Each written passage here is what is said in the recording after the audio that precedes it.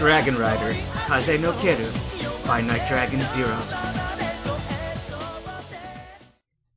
Sorge's perspective. Why? I asked myself. Why did he have to be so stubborn?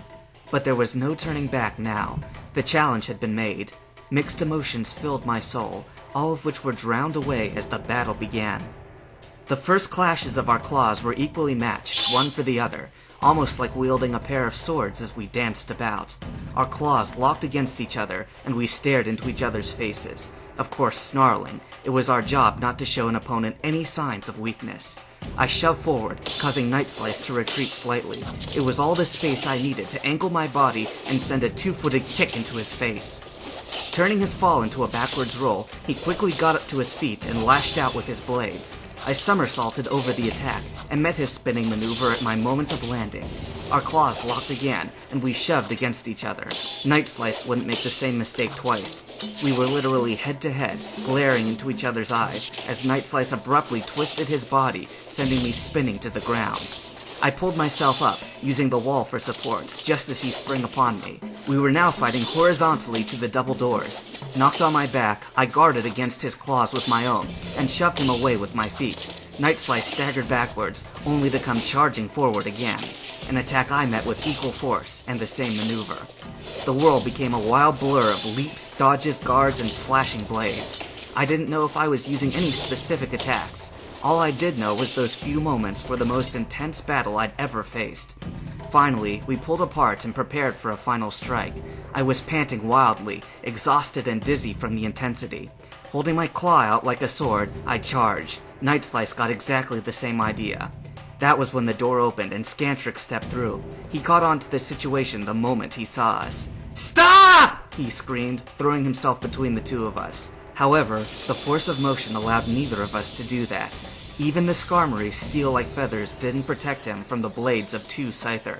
Scantrix roared in pain. It shocked Night Slice and me to such a degree that we just stood there and let his body hit the floor. "Please stop," he begged weakly. "The two of you shouldn't be fighting." "Scantrix, why?" I asked, kneeling down. The two wounds on his chest were bleeding badly, and they didn't look good at all. "The virus. It doesn't affect normal Pokemon at all. Only the chimeras." "What? But then Alagard..." "No, I lied to you," he said softly. "I lied because Alagard wanted me to. It was the only way he could get you to go against Night Slice." "Scantrix..." "Damned Alagard!" Night Slice cursed. "He must have known Hazuki was infected, and he knew that I would stop at nothing to get a cure for it. But how?" "Information he stole from the previous base," Scantrix answered. "He's been a step ahead of us all this while." "Then I couldn't manage to finish my sentence. "You didn't see it, did you?" His voice was weaker now. "How you were slowly being corrupted? Bent to Alagard's desires? Even I was not spared from this until I realized I saw in you what I myself had become." "Night Slice!" A black-haired girl came running over, accompanied by several Pokemon, an Aerodactyl, a Jolteon, an Ivysaur, and a Blastoise. Apparently, they'd come through the lab. "What's going on?" "Nala," Scantrix whispered. "It's good to see you, for one last time." "How do you know my name?" The girl ran over and knelt down as well. It then clicked that it was the former Rocket Girl, the same one I'd met on the boat and later saved at Blackthorn City Base. "I know a lot of things about you, my Nala. I understand now why you always hated me. I really was a terrible father." "Father?" Nala gasped. "What? You're my..." "Fate has a cruel but effective way of playing out, Nala." Scantrix managed a weak grin. "I'm going to hell as it is, but Chris, at least don't let our child suffer that fate." "Our child?" I stared.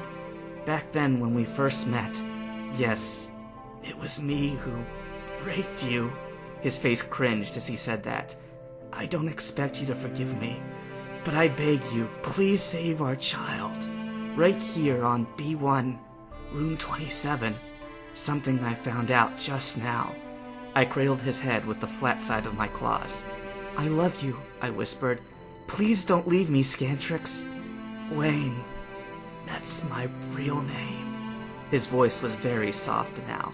It was like he was clinging onto life by will alone. Like Chris is yours. You truly have a pure soul. Don't let anyone change that, Chris. Before I go, here's a last bit from my wing of tricks. The Skarmory reached his head beneath his wing and pulled out a small canister filled with green liquid. The antidote, he explained. Your friend just needs to swallow that. Father, Nala whispered, taking the canister. Thank you. We'll be able to save Hazuki with this. Chris, tell Nala my tale once this is done. Both the good and the bad, and let me be judged accordingly.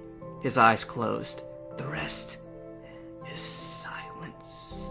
His head fell back, and I felt his last breath. For a long while, I hugged his lifeless body. When I finally looked up, I saw Nala wiping tears out of her eyes as well. The others were standing further back, but now Night Slice approached. Chris, I'm sorry, he said, but how are you going to get to B1 level like he said? Carefully, I laid Wayne's body down and stood up. Yes, I nodded. Nala, you think you can take this antidote to Hazuki? I'll manage, Nala replied. Riot and Luminar will accompany you. Azure and Ashra will go with Chris, Night Slice declared. As for me, Alagard's mine. I know he was going to some main control room, but that's it, I told him. It'll be enough, Night Slice growled. I'll find him. With a firm look of resolution on his face, Night Slice sprinted down the corridor. We should get going too, Nala said. I was about to answer when a computerized announcement interrupted me. 2 minutes till launch. Nala's perspective. Launch? Chris gasped. Oh no! The virus! Wayne must have temporarily stopped the detonation sequence. Detonation? I asked, surprised. We were standing here talking and we could have got blown up? No, the lab is set to go into flames, destroying the virus with it, she explained quickly. We rigged their computer systems to overload the generator, but your dad paused the program to synthesize the antidote. Leave this part to me, I declared. Chimeras have to solve chimera problems. Are you sure? But that's great risk on your part. Do you even know how to work the computer? Chris, go. I can take care of myself. All right, she sighed. You remind me a lot of myself. We're going to have a long talk when this is over, Nala. You just need to hit resume for the program. Be careful. You too, I replied. She took off with Azure and Ashra behind her. I looked over my father's body one last time before stuffing the antidote in my pocket and shoving my way through the double doors. Just which computer is it? Riot asked. Let me see. I ran up to the nearest one. The screen was flashing with the resume message in the window. Naturally, I clicked yes. Program activated. I read the message on the screen. Power generator overload in 60 seconds. Sealing lab to contain explosion. Wait a second, sealing? At that moment, a second set of steel doors slammed closed over the entrance of the lab. Same thing happened for the series of windows he'd entered through. Oh man, Luminar cried. It can't get any worse than this. 90 seconds till launch. It just got worse, I cried. Well, don't just stand there, Riot yelled, ramming the door with her side. You chaps waiting for an engraved invitation? Luminar and I joined the assault on the sealed door. Unfortunately, not even the Pokemon's attacks could budge it. There was a clanging sound as one of the floor panels was abruptly thrown off. Hey guys! Kyle's head poked out of the opening. You need a way out? Kyle! Am I glad to see you! I exclaimed happily, running over. Then hurry! Kyle lowered his head and we jumped onto his back. Hazuki was there to help me regain my balance as I landed. We were in a partially water-filled underground tunnel. Water systems, Hazuki smiled weakly. Luminar leapt down beside us, and Riot managed to find enough space to flap her wings, despite the cramped conditions of the tunnel. Move, people! Riot ordered. Kyle, go! Hazuki agreed.